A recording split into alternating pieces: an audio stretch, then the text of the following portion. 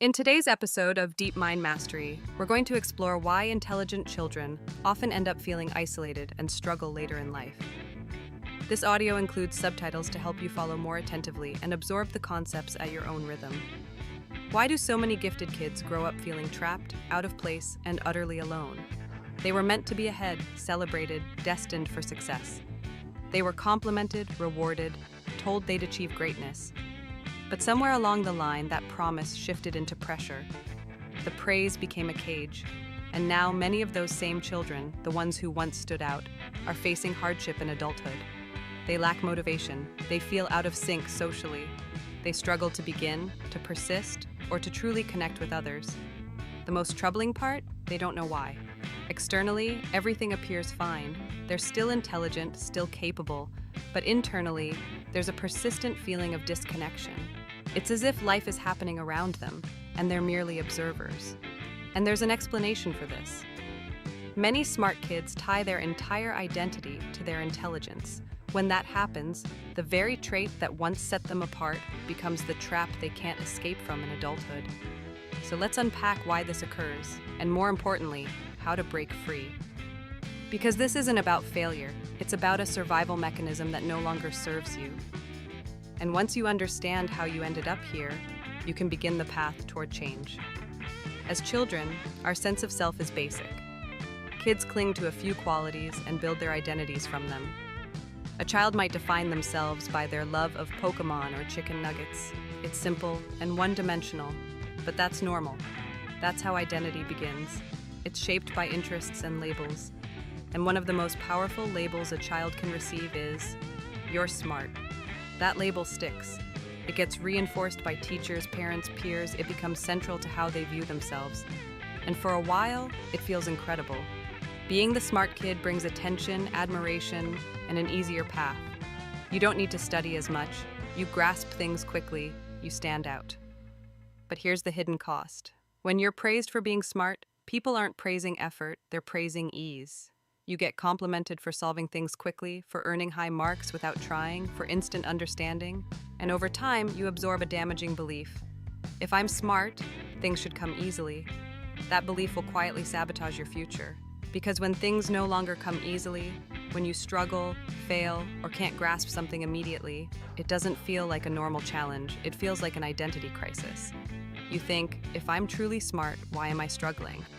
So rather than confronting the challenge, you avoid it. You won't speak up unless you're certain.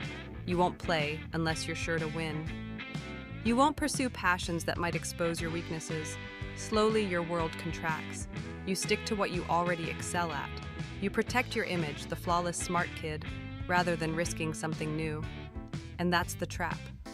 While others explore, experiment, stumble, and evolve, you stay confined within a shrinking comfort zone.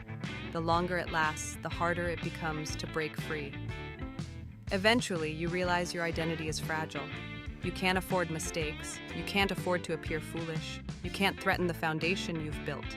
So you freeze. And that's when isolation creeps in, because without growth, connection fades. Real connection comes from shared experiences, teams, challenges, awkward moments, growth. When you avoid those experiences, you miss out on genuine relationships. You skip the club out of fear. You avoid the sport because it's unfamiliar. You resist group projects because they frustrate you.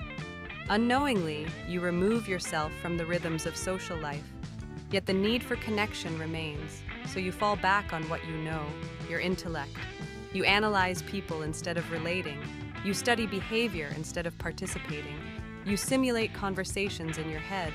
And when the pain grows too sharp, when the loneliness is too loud, the ego steps in with one final defense: I'm just different.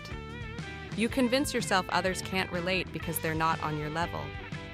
I'm too deep for superficial relationships. Now, instead of admitting loneliness, you hide behind superiority. Not because you truly believe it, but because it hurts less than saying, I feel left out. This is called defensive arrogance, and it's one of the most isolating patterns out there. It builds walls between you and the world. And even when you crave connection, those walls hold you back. Because connection requires humility. It requires being present. it requires allowing yourself to be seen vulnerably. So what's the way out? Step 1, and it's essential, is to let go of the smart kid identity. Not because intelligence is harmful, but because tying your self-worth to effortless success is. When your value depends on succeeding easily, you'll do everything to avoid struggle, avoid failure, avoid anything that challenges your image. You'll sabotage your own growth just to protect a fragile illusion. And eventually, that illusion collapses. The real solution is building a new identity, not based on being smart, but on being willing to grow. You stop asking, what will make me look brilliant, and start asking, what will help me move forward? You stop clinging to pride, you begin embracing discomfort, you allow yourself to fail. You begin to show up, not to impress, but to participate.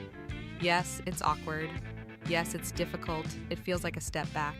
But it's actually the first step toward becoming whole. Your old identity told you your value came from being exceptional. Your new one reminds you your worth comes from being human. And being human means you're allowed to be unsure. You're allowed to grow slowly. You're allowed to feel lost.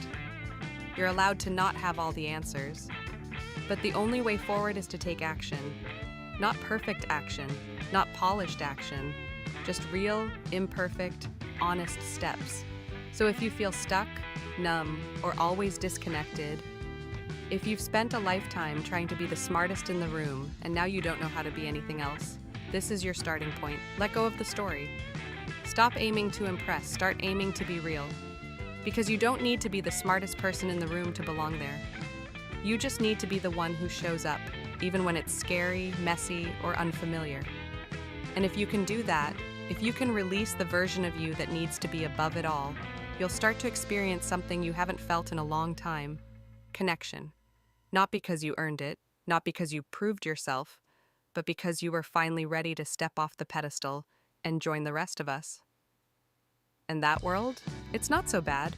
It's the only place where you can truly be seen. And more importantly, it's the only place where you can finally feel at home. If this message resonated with you, if you recognized yourself in these words, leave a comment and share what hit home. You're not alone in this. And sometimes naming the pattern is the very first step to breaking it. Thanks for listening to Deep Mind Mastery.